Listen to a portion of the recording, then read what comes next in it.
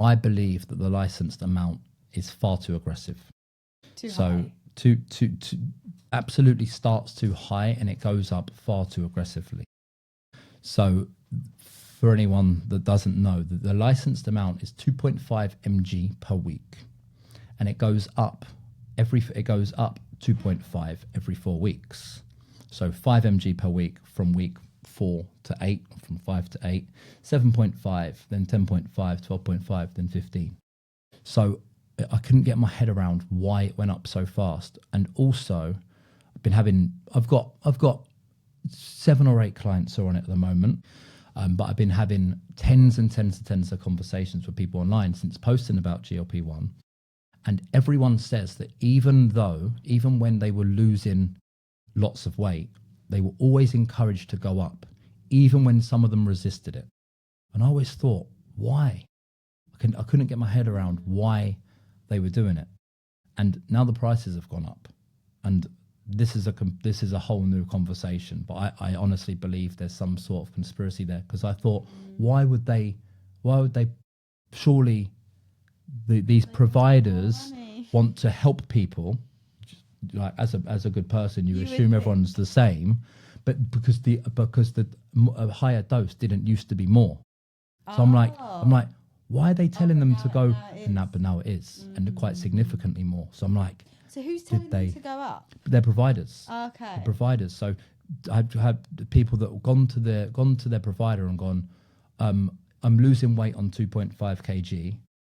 And by the way, they don't ask them any questions. They don't say, how's your energy? How's your sleep? Are you getting your nutrients in? Are you able to eat? How was your appetite suppressor? People go into their provider and saying, I need a new pen. That's how it comes, in a form pen that's preset to the 2.5 or 5. And the provider will go, oh, you're on your 4th week, so you need to go 5. And they'll go, but no, but it's working. And they are actively encouraging. This is not a one-off situation. This is the vast majority of people I've spoke to are in telling them to, not even my clients, tens of conversations I've had with people online. They're all encouraged to go up. Yeah, and now the price is more, which is a whole different conversation. However, I have a theory as to why it goes up so much. So I did 2.5 mg, and I just practiced all the good lifestyle habits. For the entirety of the 12 weeks. No. That's what you started on. Yeah, we'll talk about microdosing later on. So maybe I can cut it out of some of the chat, depending where I'm going to post it, because I can't talk about microdosing. We'll have a section on that later. Okay. So we can just put this one on Instagram, because Instagram doesn't like microdosing. So no, I didn't do 2.5 mg for the duration. I actually started on 1 mg, but on my second time around, on one of the times, I took 5 mg of tirzepatide.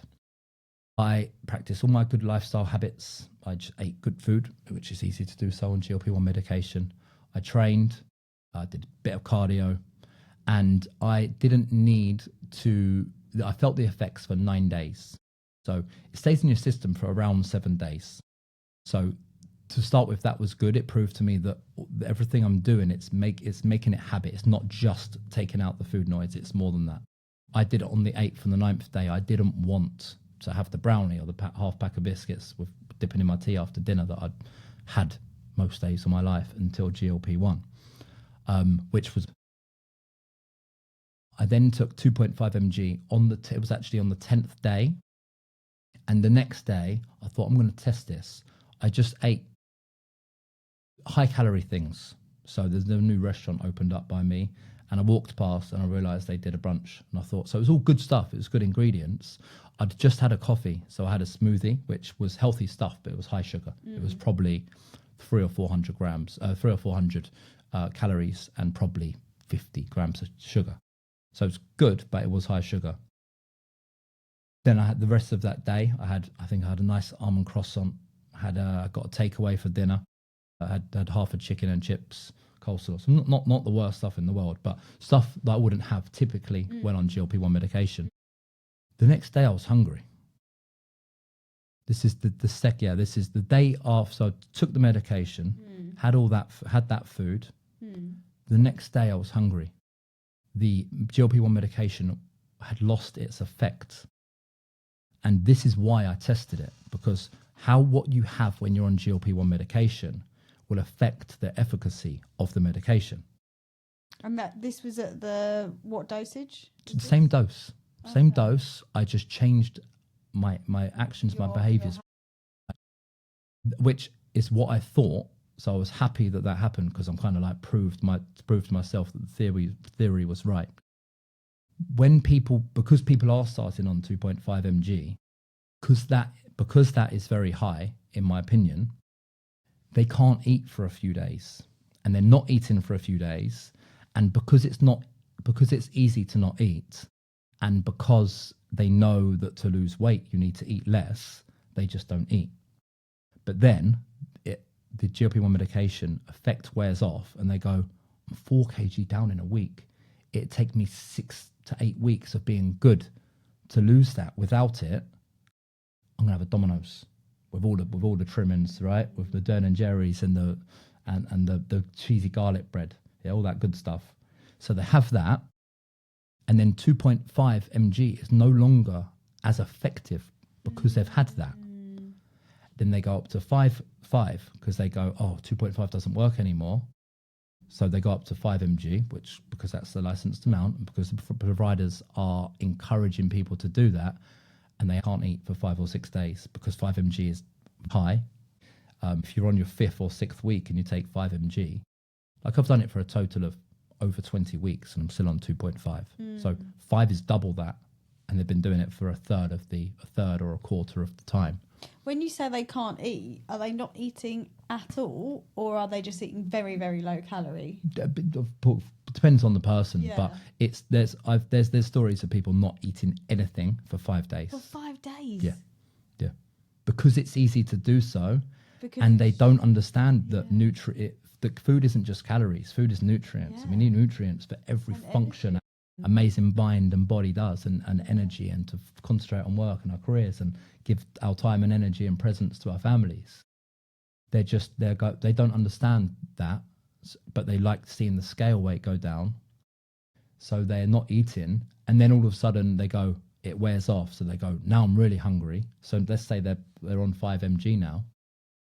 They eat a load of crap, but the weight's still down for the week, even though it'll be higher that next day than that day. They've still lost weight that week because they've not eaten anything. But then same thing, that dose then becomes less effective.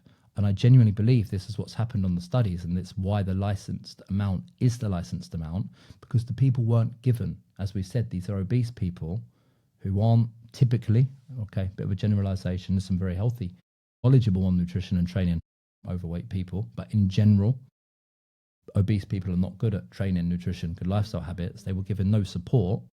So they were managing all this themselves without the knowledge.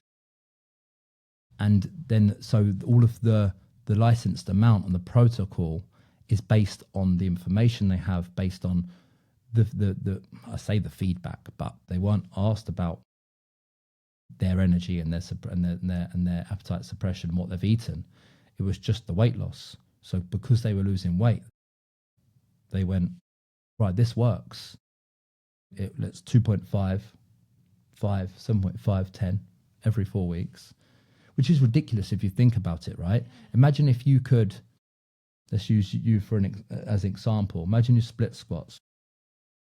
If you're on 25 kg dumbbell and you could do 10 good reps, hard but good form, and then went, okay, here's the 50.